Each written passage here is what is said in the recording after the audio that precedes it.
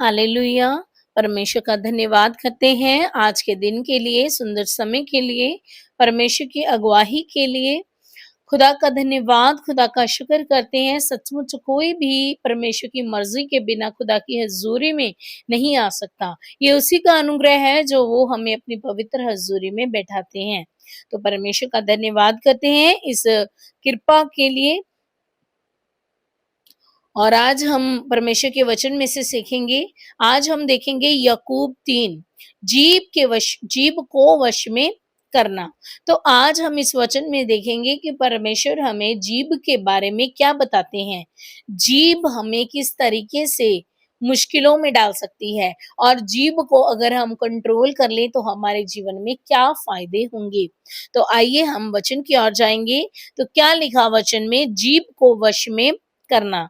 यहाँ पे परमेश्वर का दास याकूब हमें बताता है और कहता है, हे मेरे भाइयों, तुम में से बहुत उपदेशक ना बनो। हमें एक एडवाइस दी जा रही है, हमें एक राय दी जा रही है। हम सब लोग कहते हैं कि परमेश्वर ने हमें अपनी सेवा के लिए बुलाया है। हम सुसमाचार का प्रचार करेंगे। सुसमाचार का प्रचार करना एक अलग तरीके की सेवा है, जिस सेवा को हर किसी के लिए परमेश्वर ने रखा कि हर कोई सुसमाचार का प्रचार करे। लेकिन उपदेशक उपदेशक क्या क्या मतलब है? जब हम एक उपदेशक बनके, एक पास्टर बनके लोगों को बताते हैं कि आपको इस तरीके से वचन के ऊपर चलना है, इस तरीके से आपको अपने जीवन को सिद्ध बनाना है, इस तरीके से आपको अपने जीवन में से इस कमी को, इस बातों को निकालना है, ये पापों को छोड़ना है। और हम वचन के द्वारा उनको क्या देते हैं? शिक्षा देते हैं, उपदेश देते हैं। हम वचनों को सुनाते हैं, उनको बताते हैं। तो यहाँ पे परमेश्वर का दास हमें एक राय दे रहा है, एडवाइस दे रहा है, हे मेरे भाइयों, तुम में से बहुत उपदेशक ना बनो। वो हमें कह रहा है कि तुम उपदेशक ना बनो। आप लोग ये सुन के थोड़ा-सा सोच रहे होंगे कि हम उपदेशक ना बने, प्रभु ने तो हमें अपनी सेवा के लिए बुलाया। लेकिन यहाँ पे खुदा का दास वचन में लिख के हमें बता रहा है कि तुम में से बहुत उपदेशक ना बनो। तो क्यों कह रहा है परमेश्वर का दास कि हम उपदेशक ना बने? क्योंकि क्या लिखा है आगे? क्योंकि जानते हो कि हम उपदेशक और भी दोषी ठहरेंगे। जो उपदेशक होते हैं, उपदेश देने वाले, किसी को बताने वाले कि वचन के द्वारा आपने ऐसे करके ऐसे जीवन को जीना है, आपको इस पाप को छोड़ना पड़ेगा, आपको चुगलियां छोड़नी पड़ेंगी, आपको अपनी जुबान को कंट्रोल में लाना पड़ेगा, आपको अपनी आंखों को कंट्रोल में लाना पड़ेगा, आपको गलत बातों को सुनना नहीं है, आपको बुरे विचारों को करना नहीं है। परमेश्वर का वचन हमें पाप से दूर रहने के लिए कहता है। जो लोग ऐसे करके परमेश्वर के वचन के द्वारा हमें या फिर हम खुद किसी को उपदेश देते हैं, तो हमें चाहिए कि हमारा जीवन बिल्कुल साफ सुथरा हो। पहले हम उस वचन के ऊपर चलें, तो फिर दूसरों को उस वचन के बारे में प्रचार करें।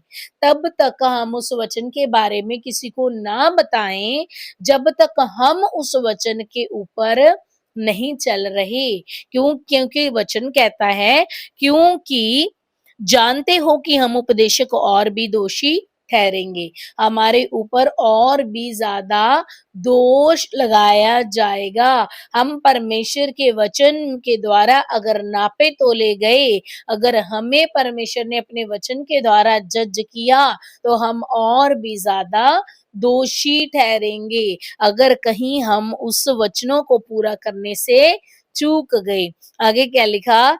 इसलिए कि हम सब बहुत बार चूक जाते हैं। जो कोई वचन में नहीं चूकता वही तो सिद्ध मनुष्य है।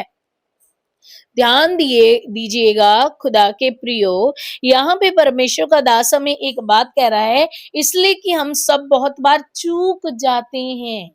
मतलब कुछ ना कुछ हमसे गलती हो जाती है। वो पूरे गंभीर तरीके से हमें इस बात को बता रहे हैं।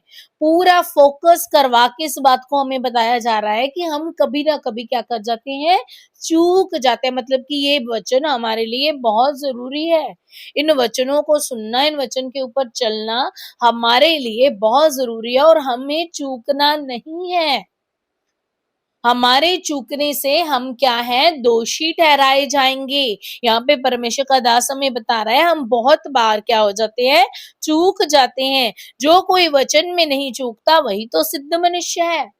जो वचन को पूरी तरीके से पूरा कर रहा है वही है जो सिद्ध मनुष्य है और सारी देह पर भी लगाम लगा सकता है। जो अपने परमेश्वर के खुदा के वचन के ऊपर पूरी तरीके से चलता है, पूरे तरीके से परमेश्वर के वचन को फॉलो करता है, वही तो सिद्ध मनुष्य है। और जब हम परमेश्वर के वचनों को पूरी तरह से फॉलो कर रहे हैं, परमेश्वर के वचनों के ऊपर चल रहे हैं, तभी तो हम अपने पूरे शरीर को क्या कर सकते हैं, कंट्रोल कर सकते हैं, लगाम लगा सकते हैं। अगर हम वचन के ऊपर चल रहे हैं, तभी तो हम वचनों को सुन के पढ़ के, कि प्रभु कहता है कि जीभ को क्या करना है, वश में लाना है। तभी तो अगर वचन को सुना है, पढ़ा है, उसके ऊपर मनन करा, तभी तो हम किसी को कुछ गंदा बोलने से पहले ये सोचेंगे, नहीं नहीं, परमेश्वर का वचन हमें ये करने की आज्ञा नहीं देता। परमेश्वर का वचन हमें अनुमति नहीं देता कि हम किसी की बुराइयों को सुने। परमेश्वर का वचन हमें नहीं अनुमति देता कि हम किसी की चुगलियां करें। परमेश्वर का वचन हमें नहीं अनुमति देता है कि हम किसी के बारे में वैर विरोध अपने मन में जलन रखें। हम इस अपनी जुबान से किसी को श्रापित करें। परमेश्वर का वचन अनुमति नहीं देता हम गंदा देखें, गंदा सुने, हम अपने मन में अशुद्ध विचारों को पैदा होने दें। परमेश्वर का वचन ये अनुमति हमें नहीं देता। जब हम परमेश्वर के वचन के ऊपर फोकस करते हैं, जब हम परमेश्वर के वचन के ऊपर चलना स्टार्ट करते हैं, तभी तो हम अपनी पूरी बॉडी को, अपने शरीर को, शरीर की क्रियाओं को क्या कर सकते हैं, अपने वश में ला सकते हैं, अपने कंट्रोल में ला सकते हैं, उनके ऊपर लगाम लगा सकते हैं। तो वचन 3 में आगे क्या लिखा, जब हम अपने वश में करने के लिए घोड़ों के मुंह में लगाम लगाते हैं, तो हम उनकी सारी देह को भी घुमा सकते हैं। यहाँ पे परमेश्वर का दास हमें एक एग्जाम्पल दे के बात कर रहा है कि जब घोड़ों को आपने कभी देखा होगा, उनके मुंह में लगाम लगी होती है, ताकि अगर वो ज्यादा भाग रहे हैं तो लगाम खींच के उनको रोका जाता है, उनको एक है ना साइन दिया जाता है कि नहीं अब रुकना है, अब कब तुम्हें चलना है ना। घोड़े को कंट्रोल करने के लिए उसके मुंह में क्या लगाई जाती है, लगाम लगाई जाती है। तो दूसरी दूसरी और परमेश्वर का दास हमें एक और एग्जाम्पल दे रहा है कि जैसे घोड़े को हम कंट्रोल करने के लिए, उसकी पूरी बॉडी को घुमाने के लिए उसके मुंह में लगाम लगाते हैं, इसी तरीके से देखो जहाज भी यद्यपि ऐसे बड़े होते हैं और प्रचंड वायु में चलाए जाते हैं, तो भी एक छोटी सी पतवार के द्वारा मांझी की इच्छा के अनुसार घुमाए जाते हैं। जहाज जो इतने बड़े होते हैं, उनके आगे भी आपने देखा होगा एक पतवार लगी होती है, जिसको घुमा के वहां पे जो उस जहाज को चला रहे होते हैं मांझी, जब उसको घुमाते हैं तो फिर वो लेफ्ट राइट या सीधा जैसे भी उसको चलना होता है, वो उसको कमांड दी जाती है जहाज को, उसको मोड़ा जाता है अगर टर्न करना है कहीं भी, तो उसको भी वो मांझी अपनी इच्छा के अनुसार घुमा सकते हैं, उसको कंट्रोल कर सकते हैं। वैसे ही जीभ भी एक छोटा सा अंग है और वह बड़ी बड़ी डींगे मारती है। देखो थोड़ी सी आग से कितने बड़े वन में आग लग जाती है। यहाँ पे परमेश्वर का दास हमारा ध्यान इस बात के ऊपर लाने की कोशिश कर रहा है कि जैसे घोड़े के मुंह में जो लगाम है, घोड़े के पूरे शरीर को कंट्रोल कर लेते हैं हम, उसके मुंह में लगाम लगा के, जैसे जो जहाज होते हैं उसके आगे पतवार रहती है, जो है ना, जो पानी वाले जहाज होते हैं, तो वो सारा वो उसका जो मांझी है वो उसको घुमा के अपनी इच्छा के अनुसार उसको कंट्रोल कर लेता है, अगर लेफ्ट लेके जाना है या राइट लेके जाना है। तो वैसे ही जीभ भी एक छोटा सा अंग है, वह बड़ी बड़ी डींगे मारती है। देखो थोड़ी सी आग से कितने बड़े वन में आग लग जाती है। ये जुबान जो परमेश्वर ने हमें दी, ये छोटा सा अंग है हमारे शरीर में, लेकिन ये बड़ी बड़ी डींगे मारती हैं। आप जरा देखें, परमेश्वर के कलाम ने हमें इस बात के ऊपर ध्यान दिलाया, हमें समझाने की कोशिश कर रहा है खुदा का दास कि हम सबको जुबान दी गई है, हमें अपनी जुबान के ऊपर भी कंट्रोल लाना है, हमें अपनी जुबान के ऊपर कंट्रोल रखना है। यही जुबान है जो हमारी पूरी बॉडी को नरक की आग में फेंकवा सकती करती है। यही जुबान है जिसके द्वारा हम गलत बातें, श्राप देना, किसी को गंदा बोल देना, किसी को गालियां दे देना, किसी के बारे में पीठ के पीछे चुगलियां करना, बातें करना, ये जुबान ही किसी को थोड़ी सी बात को अगर किसी ने मान लो किसी ने एक अच्छे वे में किसी के बारे में कुछ बात कह दी, तो ये जुबान ही है अगर थोड़ा सा उस बात को घुमा दे तो वो बात ही पलट जाती है और दो जनों के बीच में लड़ाई करवा सकती है।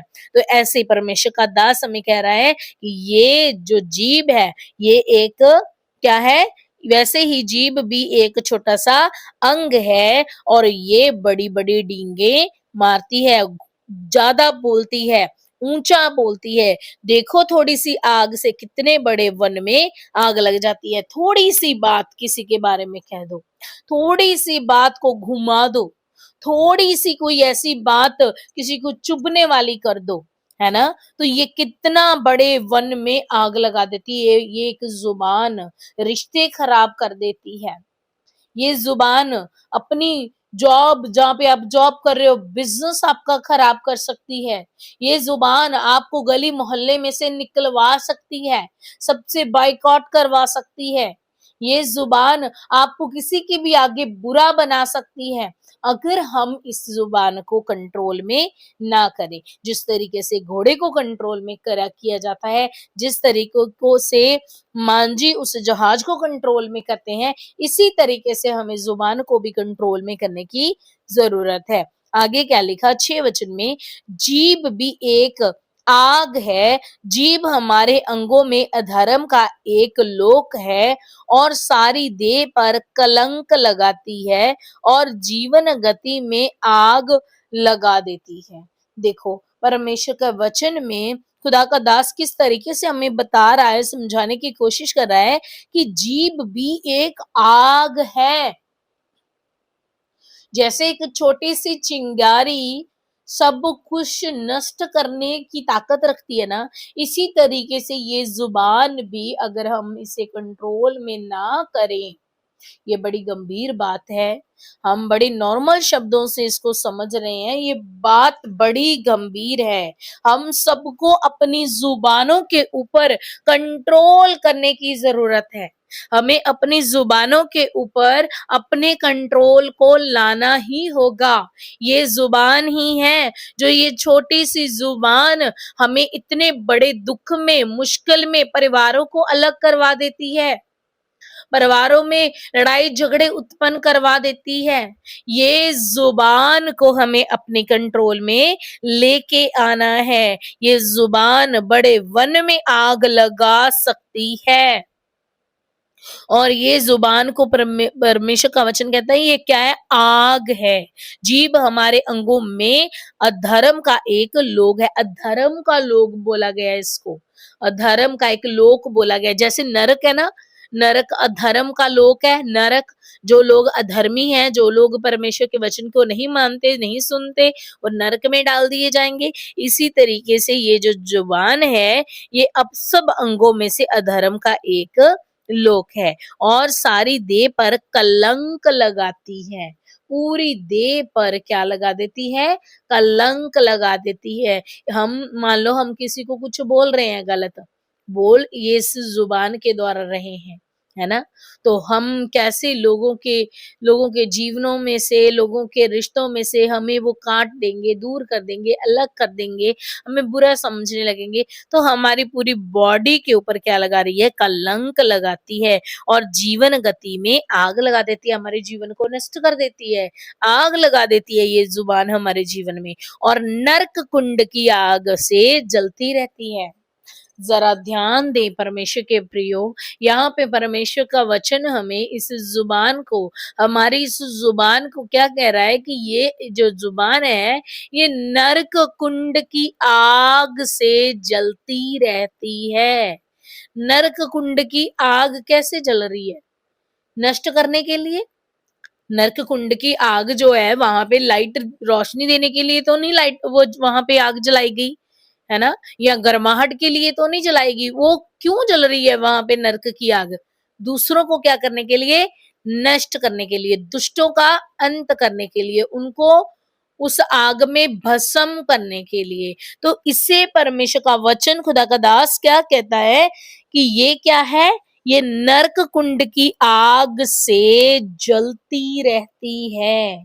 ये जल रही है नरक कुंड की आग से, क्योंकि हर प्रकार के वन, पशु, पक्षी और रेंगने वाले जंतु और जलचर तो मनुष्य जाति के वश में हो सकते हैं और हो भी गए हैं, पर जीव को मनुष्य में से कोई वश में नहीं कर सकता।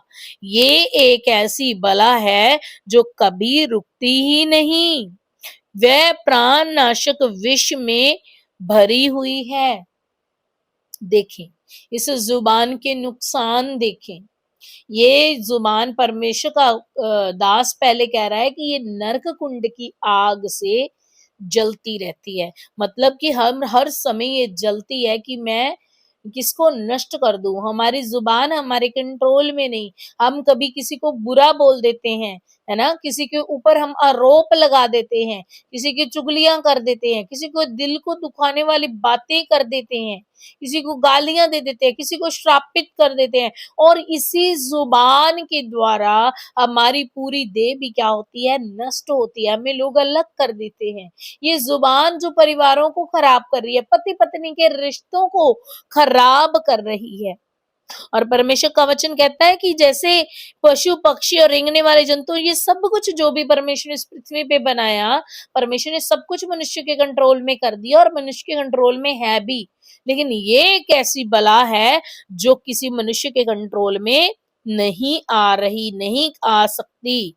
वह कैसी बला है जो कभी रुकती ही नहीं। वह प्राण नाशक विष में भरी हुई है। प्राण नाशक विष में ये जुबान हमें नरक की आग में लेके जा सकती है अगर हम इस जुबान से गलत बोलें, गलत चीजों को अपनी जुबान से बोलें, श्राप दें लोगों को।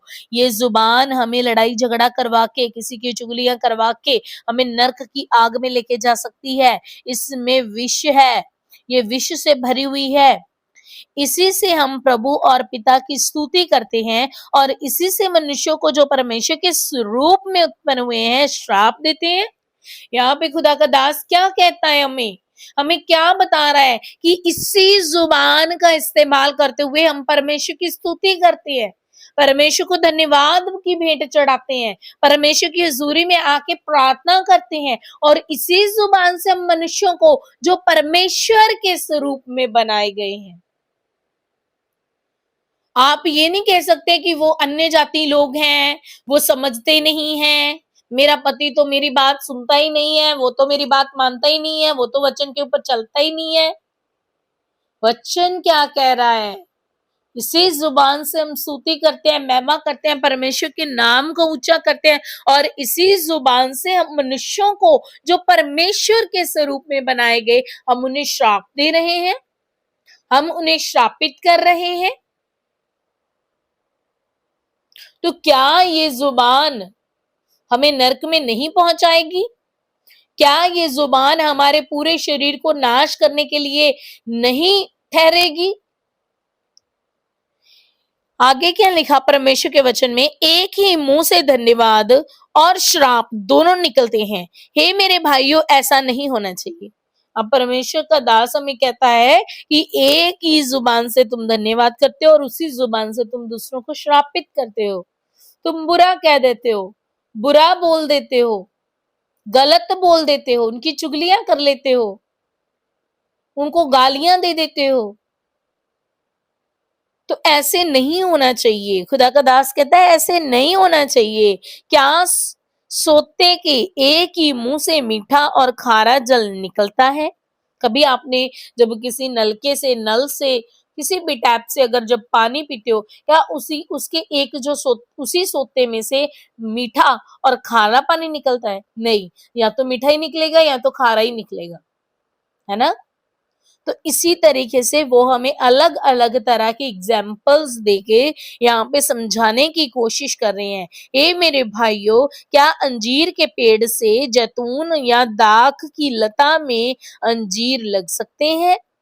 क्या अलग अलग पेड़, जो मान लो अंजीर का पेड़ है, वो कोई और फ्रूट दे सकता है? और जो किसी और चीज का पेड़ है वो कोई अलग फ्रूट दे सकता है? नहीं, जिस चीज का पेड़ है वही फ्रूट वो देगा।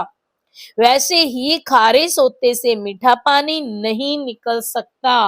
अगर हमारा जीवन अंदर से खारा है, अगर हमारी जड़ों ने अभी तक उस वचन रूपी एकता को, मिट्टी को, उस वचन रूपी, कह लो कि वचन रूपी खाद हमारे जीवन में नहीं है अगर, तो हमारी जड़ें सूखी हुई हैं, वो हरी नहीं, और हमारे अंदर से मीठा पानी नहीं निकल सकता, हमारे अंदर से मीठा सोता नहीं बह सकता। कब मीठा सोता बहेगा? हमने जब स्टार्टिंग में क्या पढ़ा कि जब हम वचनों को पूरा करेंगे, जब हम वचनों के ऊपर पूरी तरह से खरे उतरेंगे, जब हम वचनों को पूरा करने से चूकेंगे नहीं, तभी तो अंदर से हमारी जड़ें हरी होंगी, हमारी जड़ें निरोई होंगी, हमारी जड़ें उस खाद को, उसको पकड़ेंगी, मजबूत होंगी, तभी तो हमारे जीवन में फ्रूट लोगों को नजर आएंगे, तभी तो हम अपनी जुबान को अपने कंट्रोल में ला पाएंगे। कब? जब हम परमेश्वर के वचनों के ऊपर चलेंगे, वचनों को सुनेंगे, वचनों को पढ़ेंगे, खुदा की संगति के साथ रहेंगे, परमेश्वर की हजूरी में लगातार बने रहेंगे, तभी तो हम अपनी जुबान को अपने कंट्रोल में ला सकेंगे। और एक और जो काम हमें करना है, हमें हर रोज इस जुबान के ऊपर परमेश्वर का कंट्रोल मांगना है, पवित्र आत्मा का कंट्रोल मांगना है।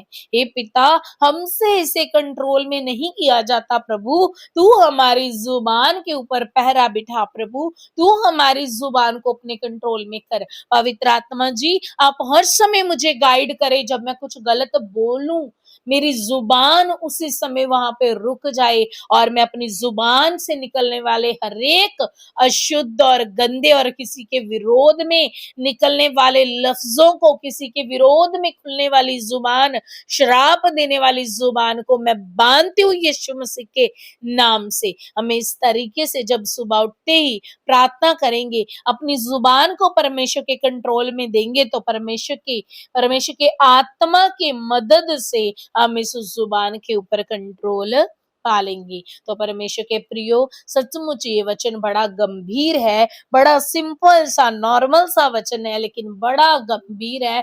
हमें अपनी जुबान के ऊपर कंट्रोल करने की जरूरत है।